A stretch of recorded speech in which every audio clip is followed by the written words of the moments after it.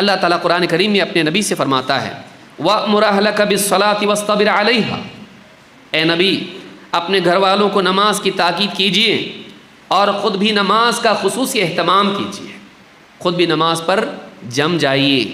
لَا نَسْأَلُكَ رِزْقًا، ہم آپ سے رزق کموانا نہیں چاہتے، نَحْنُ نَرْزُقُكَ، بلکہ ہم آپ کو رزق دیتے ہیں، وَالْعَاقِبَةُ لِلتَّقْوَىٰ، اور اچھا انجام تقویٰ پرہیزگاری گناہوں سے بچنے کے لیے ہے۔ اچھا انجام ان لوگوں کے لیے ہے جو گناہوں سے بچتے ہیں، برائیوں سے بچتے ہیں، صاف ستھری زندگی گزارتے ہیں۔ آپ اپنے گھر والوں کو نماز کا حکم دیجیے، خود بھی نماز کا اہتمام کیجیے۔ ہم آپ سے رزق کمانا نہیں چاہتے، ہم آپ کو رزق دیں گے، اور اچھا انجام حرام سے گناہ سے بچنے والوں کے لیے ہے۔ اللہ تعالیٰ نے نبی صلی اللہ علیہ وسلم کو نماز کا حکم دیا، نماز کا حکم دینے کا حکم دیا۔ گھر والوں کو نمازی بناؤ، آپ بھی نمازی بنو، لیکن آپ نمازی تھے، گھر والی نمازی تھے، نماز پہ جم جائیے اور گھر والوں کو تاکید کرتے رہیے چاہے وہ پڑھتے ہیں۔ ہمارے گھر والے نہیں پڑھ کے بھی ہم تاکید نہیں کرتے۔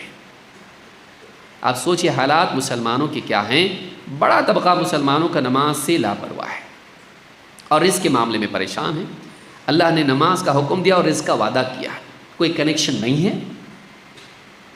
ہم آپ کو رزق دیں گے، نحن نرزقک، کوئی تعلق نہیں ہے اس میں، نماز اور رزق کا تعلق ہے۔ ابن کثیر رحمۃ اللہ علیہ اپنی تفسیر میں اس آیت کے بارے میں کہتے ہیں، یعنی مطلب یہ ہے کہ اگر آپ نماز قائم کریں تو آپ کو وہاں سے رزق دیا جائے گا جہاں سے آپ کا گمان بھی نہیں ہوگا۔